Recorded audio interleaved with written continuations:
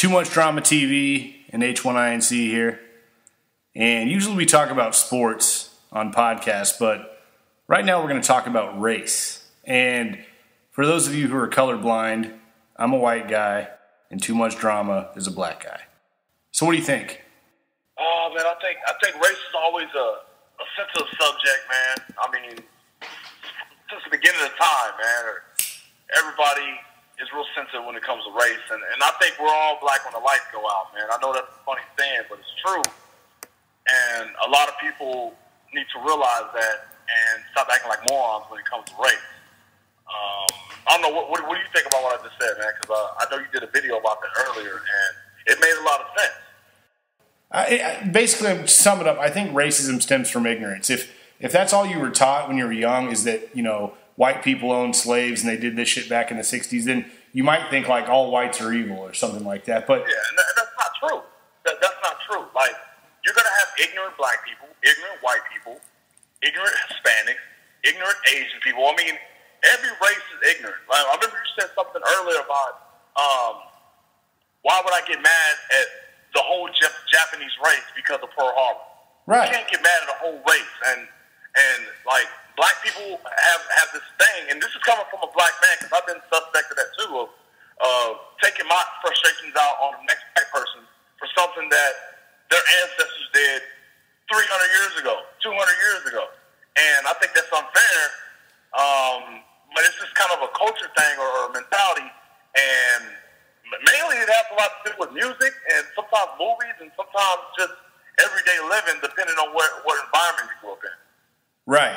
I agree. And I think that, you know, like you said, too, going back to the Japanese thing, like, you know, I can't hate all Japanese people. If there's a cool Japanese dude, I'm going to think he's a cool dude regardless of Pearl Harbor. I mean, it'd be ridiculous for me to hold him accountable for what... It may not even be his ancestors. It's just his race. I mean, he may not have been related to anybody down his line that was ever involved in that. You know what I mean? So to assume that every white guy was related to somebody that owned slaves is kind of ridiculous. And at the same time, you know, and I didn't touch on that in the video. I mean, I kind of did. I said that, you know, anybody that's racist is just ignorant, number one. But it does go both ways. I mean, yeah, obviously I'd be stupid to say I don't know that racism towards blacks from whites exist. I mean, I don't experience it and haven't experienced it in my daily life, but I've seen movies, I've seen videos. I mean, I know there are racist white people out there, and I just think racism stems from being ignorant. You know what I mean? Well, yeah, and another thing is, I mean, you think about the month of February. You know, black people, they get mad or they take Black History Month. They take that shit. I mean, rightfully so.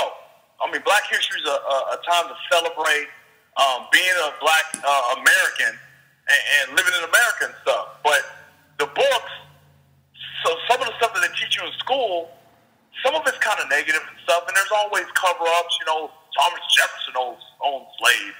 Abraham Lincoln owned slaves. Just a whole bunch of different stuff like that. And I noticed these days, like I said, I've been suspecting it too. You can't even tell a black joke without a black person getting mad. And if you were to tell a black joke right now, I'd be like, that was funny. But then in the back of my mind, I'm like, that's fucked up. That's just kind of how, you know, society is these days, you know?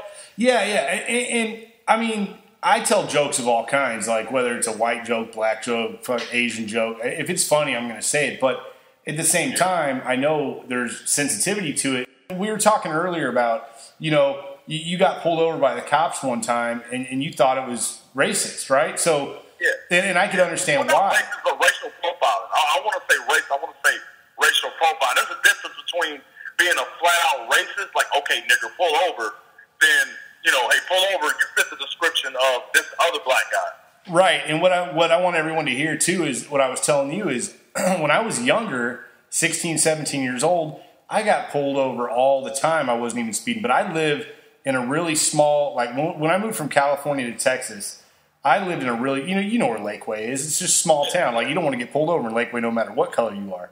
But if I was a black guy, I would think that there was big time racial profiling going on because they fucked with me all the time. So I can see where some of it comes from. Like, if a black guy gets pulled over for no reason, after a while, you're gonna think like, come on, man, there's something more than just me being young. It's got to do with you being black. But we were also talking about, and this goes with a lot of different races, but people that don't keep their tags current, their registration up, and they drive a hoopty with like spinners or swangers on them. You're just asking to get pulled over too at that point. Yeah, music, tinted windows. I mean, a car that a dope dealer rides. And the thing about me, dude, it's sad, but this is true, man. Ever since I've been behind the wheel, if I see a cop behind me, bro, there's times where I will just pull over because I'm so afraid that I'm going to get pulled over. I mean, there's times where I ain't even had a warrant, and I'm like thinking, damn, do I have a warrant? Am I good? Am I okay? Am I all right? Is the music too loud? I have factory speakers, and I pull up next to a cop, and I turn my shit all the way down because you never know. You never know. You know what I mean? No, I know. You can have... Go ahead. No, sir. I was just going to say that cops, that's almost like a whole other race. That's almost like, I know everybody gets messed with by the cops, and it's like, I think there's definitely going to be some dirty cops that racially profile, but I think a lot of them are on quotas. I remember we did that video over a year ago, and remember you saw like two cops. You were talking about the cops, and you saw two cops pulling people over, and it's like, man, I went to Dallas recently, and on the way there, man, I saw 10 cops pulling people. That's a lot. I mean, I know it sounds like, well, that's a few hundred miles, so 10's not that much. That's a lot. 10 on I-35, dude. So, I mean, they're on a quota system trying to make their money. And, once they get you caught up in the system, they just keep pulling you over and all that. But, no, I know what you mean. They make you almost feel like a criminal when they get behind you. You're like, man, do I have a warrant? And tell me why is like, let's say I get pulled over. Why does it take 4 or 5 cops? Why does it take 4 or 5 cops to pull one guy over? Or one cop pulled me over and there's like 4 or 5 cars coming up. It's like, what are y'all going to do to me? That shit does not look good at all. I've seen black guys and a lot of Hispanic guys. We're closer to the border than somebody in like Kansas. You know what I mean? Right. I've seen Mexican guys get pulled over, or one Mexican guy, and there's like freaking 5 or 6 police cars. Like, does it really take all 5 of you guys to do something to this guy's 5'6"? Are you kidding me? Man, this race thing, I just think, like you said earlier, it's never going to go away. I don't expect it to go away. I just don't like. Let's talk about what we were talking about earlier. I don't like the Jesse Jackson and Al Sharpton proposing to be leaders of the black community. That's just ridiculous to me. Man, you know that saying, the freaks come out at night. These motherfuckers only come out when it's convenient for them, when they can get, camera time, when they're getting paid for this stuff. I mean, I remember I mentioned the whole thing about Michael Jackson. I mean, even when Michael Vick got in trouble, they tried to pop their head out, and I think the black community is kind of stupid and blind. But I do notice this one thing that we didn't talk about, Corey. There's more people that would rather listen to Lil Wayne. If Lil Wayne came out and made a song about something controversial in the black community, I think more people will listen to him than Jesse Jackson or that ignorant bastard Al Sharpton. That's my opinion on that. I agree. I agree, and I think that's I mean, that's good and it's bad. I mean, you're talking about a whole culture listening to a rapper over. But, I mean, Al Sharpton and Jesse Jackson are just horrible. And like you said, see, the thing is, and I know we talked about it and you made a comment on the video, anybody that just slams on black people or white people and paints with a broad brush just saying the whole race is idiots, they're the idiot. And, I mean, it's like after that Trayvon Martin thing happened, that George Zimmerman guy's not even white to begin with. That'd be like Tiger Woods. Shooting somebody, and they're saying, well, he's half white, so he's a white guy. I mean, come on. But so the thing is, I heard from a buddy that 2 black dudes beat up some old white guy yesterday or the day before, and they said, yeah, that's for Trayvon Martin. And it's like you and I were talking earlier. You said you see these videos of in the 60s, blacks getting hosed by white guys and stuff, and beat up and stuff, and dude, I'm telling you. Obviously, I'm white and in the white community, whatever the hell that means, right? But, dude, that pisses white people off too. So, does that piss? I mean, I know that's just a general statement, but did you get pissed off? Like, would you get pissed off if you heard that 2 black dudes just beat up some old white guy and said that's for Trayvon Martin? I mean, you're not like one of these dudes that cheers that on because someone else got away with something, so some old white guy that doesn't deserve to get his ass kicked, right? No, when O.J. Simpson committed that murder, because I think he committed that murder with Nicole Brown Simpson and Ronald Goldman. When I was young, I was around a lot of angry black people. So at the time, I was like, yeah, OJ, yeah, go for him. But as I got older and more mature, I realized, OJ, you're fucked up, man. And the whole Trayvon Martin situation, there's a whole bunch of cases out there. There's white guys, there's shit that's happening to white kids all the time about black people that we don't know about. There's a lot of stuff that's happening to black kids that we don't know about. So I think it's even, you know what I mean? And about the thing with the 60s, the reason why that pisses me off, because they just show it all the damn time, They show it all the time. I mean, it's in the history book. And to see what Martin Luther King stood for and the fact that these people were so brutally mean to him and burning down churches. I mean, you're disrespecting churches and stuff. I mean, I understand how you feel about religion, but just the fact that a lot of these, quote-unquote Ku Klux Klan people or Southerners took a lot of pride in beating black people and hurting them physically and really getting mad over because they're darker than them. It really tips me off, because if I would have been alive back then with the mentality I have, I would have been dead too. I mean, let's just be real. There's probably more educated white people than black people. Like, we'll take you, for example. You read books, right? I know, we talk and stuff, and you're like, hey, I got to read this. I got to finish reading this book. Now, I hit you up later. I'm like, wow, that's impressive, man. Last time I read a book when I was in college, you take an average black guy and go up against the average white guy. Average white guy probably has a high school education, probably has a college education, and he probably reads.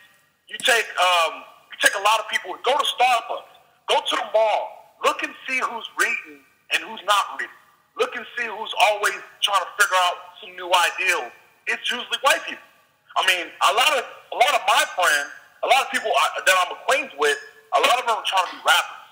And a lot of my white friends, they're trying to be more advanced and I mean, you got the corny preppers and shit, but you got people that are reading books and trying to educate themselves beyond college and stuff like that. And a lot of my black friends are too busy trying to be either rappers or they're still stuck in that mindset that, that white people owe them something, so they should just live in the system and just kind of just be there, be stuck. You know what I mean? Well, why do you think that is, though? Because I know we have mutual friends that I'm not saying are like uber successful, but take Bo for example. I mean, he's a pretty smart dude. I think he went to college. He's not a dummy by any means. He's got a job that he's had consistently for a while. He's respectful. He's pretty well spoken. But he also raps, but he's not a dummy either. You know what I mean? Look at Sosa.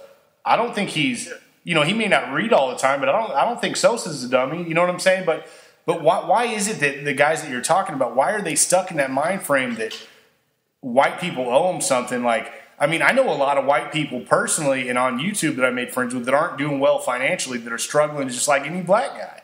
And they don't think anybody owes them something. But that's what I think it is, too. I think the government perpetuates this racism bullshit to a certain degree to keep white people and black people fighting amongst each other. But really, it's like there's a lot of problems that are causing poverty, not black and white stuff. Yeah, I mean, like I said, it all has to do with growing up, because I grew up in a bad neighborhood and that whole 9 yards or whatever. And I've heard, I grew up with blacks and Hispanics. And I would always hear, man, dog, I want to move to Westlake. I want to move to a rich white neighborhood. I want to date this white girl, and I want to do this. If I get a white girl, then I can do this. So I think it's a culture thing. It's a culture thing.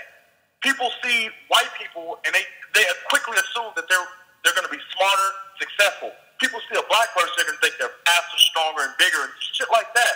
And that's just kind of how it is now. You know what I mean? Yep. It's hard to digest that, but that's just how it goes. I mean, I've been to interviews, Cory, and I've seen guys that come in there dressed, like fucking morons with pants sagging off their ass with an attitude because they don't get hired. What do you expect? Right, and that's the thing.